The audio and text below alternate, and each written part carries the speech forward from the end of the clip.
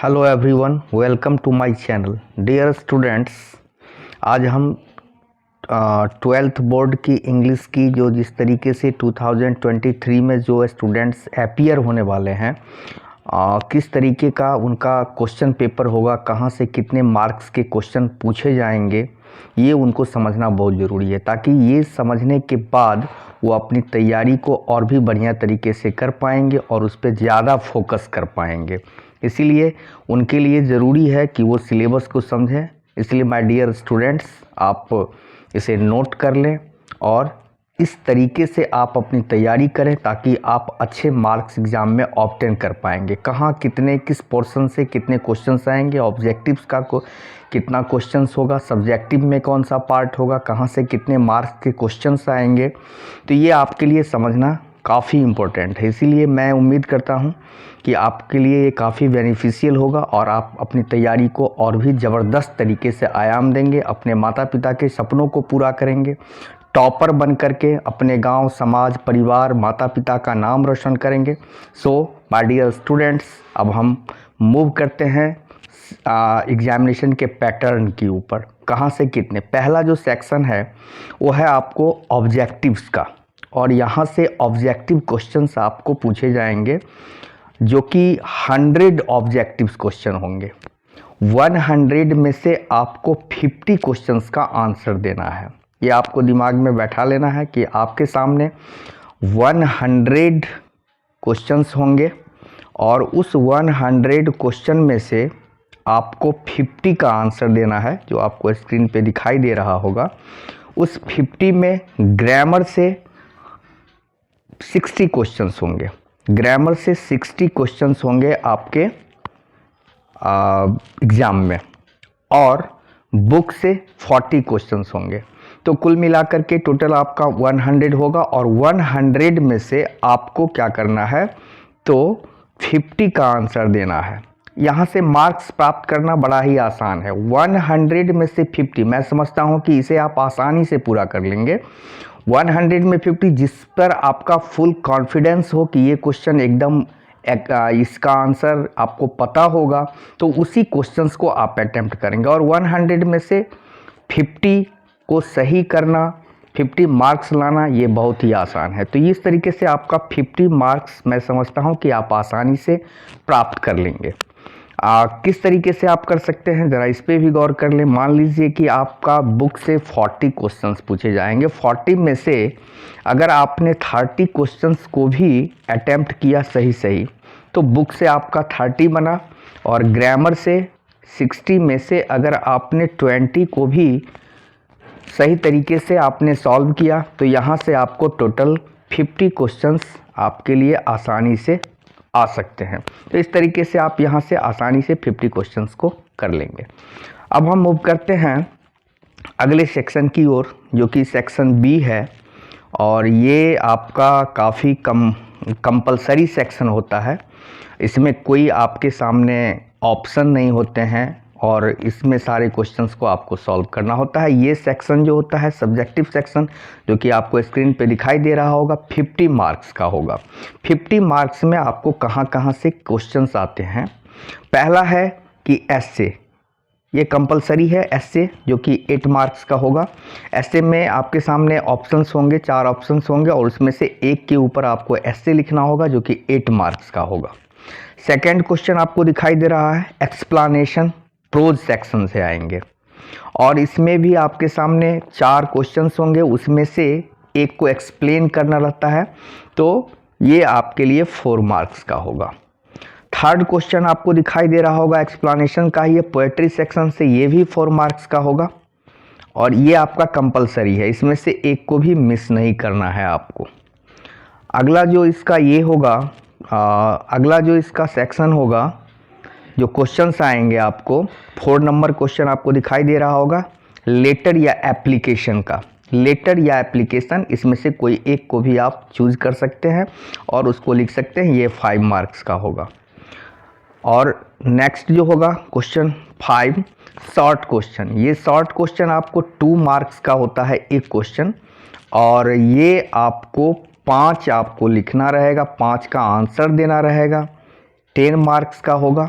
इसके लिए आपको 10 क्वेश्चन होंगे और 10 में से आपको 5 क्वेश्चन को अटेम्प्ट करना होगा। 2 मार्क्स का ईच क्वेश्चन होगा और टोटली आपका 10 मार्क्स होगा। तो ये जो सेक्शन था आपका जो कि सब्जेक्टिव का सेक्शन बी था, ये आपका कंपलसरी सेक्शन था। इसमें सारे क्वेश्चंस को आपको अटेम्प्ट करना होगा। तो इसके लिए आपको क्या करना है कि आपको सब्जेक्टिव क्वेश्चन में ऐसे तो आपको पढ़ना ही होगा अच्छी तरीके से। एक्सप्लेनेशन, प्रोज, पोएट्री दोनों को आपको देखना होगा। फिर लेटर या एप्लीकेशन में आपके सामने ऑप्शन होता है, तो किसी एक को आप चूज कर सकते हैं, लेटर को। और इस तरीके से लेटर आपका या एप्लीकेशन दोनों में से कोई एक शॉर्ट क्वेश्चन, दैट मीन्स कि कुल मिलाकर के ये जो सेक्शन होगा ये आपका कंपलसरी सेक्शन होगा। अब जो नेक्स्ट सेक्शन है ऑप्शनल सेक्शन है, और ये जो ऑप्शनल सेक्शन है इसमें से आपके सामने ऑप्शन होते हैं।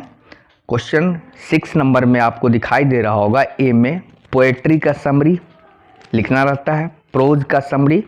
इसमें आपके सामने 3-4 ऑप्शन होंगे, उसमें से किसी एक के ऊपर समरी लिखना होता है, जो कि पोएट्री और प्रोज दोनों सेक्शन से होते हैं। तो ये और फिर सी नंबर क्वेश्चन जो है दिखाई दे रहा है, लॉन्ग क्वेश्चन होते हैं, जो कि आपकी बुक स्टोरी ऑफ इंग्लिश से ये क्वेश्चन आपको पूछे जाते हैं। स्टोरी ऑफ इंग्लिश आपके बुक में प्रोज सेक्शन है, पोएट्री सेक्शन है, फिर आपका जो स्टोरी ऑफ इंग्लिश है, तो उससे आपको ये लॉन्ग क्वेश्चन आएगा। नेक्स्ट डी नंबर है मैचिंग टेस्ट भी आपके सामने होता है, जो कि पोएम और या प्रोज दोनों में से कहीं से भी हो सकता है। ये मैच वाला, इसमें मार्क्स ऑब्टेन करना, राइटर या फिर पोएट का नाम आपको भली भांति अच्छी तरीके से याद हो, तो यहाँ से आप आसानी से 5 मार्क्स को आप आसानी से यहाँ प्राप्त कर सकते हैं। नेक्स्ट जो है ट्रांसलेशन भी होता है। और फिर जो एफ है मैच, ये चैप्टर से पूछे जाते हैं मैच। तो यहाँ आपके सामने 6 क्वेश्चन होंगे और 6 क्वेश्चंस में से आपको 3 क्वेश्चंस का आंसर देना है, 6 में से 3। तो ये आपके सामने ये आसान होता है, ये 6 में से 3 आपकी पकड़ जहाँ भी है, जिस चीज़ समरी में है तो समरी आप लिख सकते हैं। स्टोरी ऑफ इंग्लिश से है तो स्टोरी ऑफ इंग्लिश का आप सिलेक्शन कर सकते हैं। ट्रांसलेशन पर आपकी पकड़ है तो आप ट्रांसलेशन बना सकते हैं। मैचिंग, जो मैं समझता हूँ कि ये काफ़ी बच्चों के लिए आसान होगा, क्योंकि पोएट और राइटर का नेम याद करना है, चैप्टर का नेम याद करना है कि किसने इसको मतलब कंपोज किया है इस तरीके से, तो ये आपके लिए आसान होगा। तो इस 6 में से 3 का आंसर आपको देना होता है और ईच क्वेश्चन 5 मार्क्स का होता है। यहाँ आपको स्क्रीन पे दिखाई दे रहा होगा, हर प्रश्न 5 मार्क्स का होता है। दैट मीन्स टोटली यहाँ आपको 15 मार्क्स आपको मिलते हैं यहाँ से। तो इस तरीके से ये ऑप्शनल सेक्शन था। और लास्ट सेक्शन जो है आपको दिखाई दे रहा होगा स्क्रीन के ऊपर, पैसेज या प्रीसिस, तो ये 4 मार्क्स का होता है। तो पैसेज में आपको एक पैसेज ऐसे दिया रहेगा और उस पैसेज को पढ़ने के बाद आपको कुछ क्वेश्चंस होंगे और उस क्वेश्चंस का आंसर आपको पैसेज से देना है। तो मैं समझता हूँ कि ये भी बच्चों के लिए काफ़ी इजी होता है, पैसेज को पढ़ना और समझ करके उसका आंसर देना। तो ये पैसेज आपके लिए आसान होगा, या नहीं तो प्रीसिस पर आपकी अगर प्रैक्टिस अच्छी है तो प्रीसिस कर सकते हैं। सो माय डियर स्टूडेंट्स, इस तरीके से जब आप सिलेबस को अच्छी तरीके से समझ लेते हैं, इसे आप नोट डाउन कर लें। नोट डाउन करने के बाद इसे बुक की लास्ट पेज पे चिपका दें, ताकि आपकी नज़र वहाँ जाए और उसके अकॉर्डिंगली आप अपने प्रिपरेशन को नई आयाम दे सकें। हार्ड लेबर करने की आवश्यकता है, हार्ड लेबर करें, क्योंकि एग्जामिनेशन आपका एकदम नियर है। तो आप हार्ड लेबर करें, इधर उधर समय वेस्टेज ना करें, अपने स्टडी पे फोकस करें, कंसंट्रेट होकर के अपनी स्टडी को कंटिन्यू रखें और टॉपर की लिस्ट में आने का सपना देखें। और सपना को पूरा करने के लिए आप में जुनून होनी चाहिए, आप पूरी तरीके से तैयारी करें।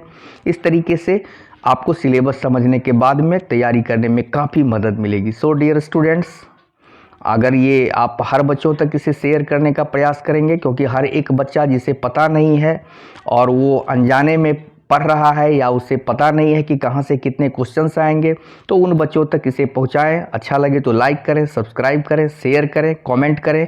थैंक्स। और इस तरीके के इन्फॉर्मेटिव वीडियो खास विशेष करके क्लास 12th की इंग्लिश के लिए ऑब्जेक्टिव्स हो, एप्लीकेशन हो, लेटर हो, इसके वीडियो हम आपके लिए लेके आते रहेंगे। Thanks, bye. मिलते हैं फिर नेक्स्ट वीडियो में।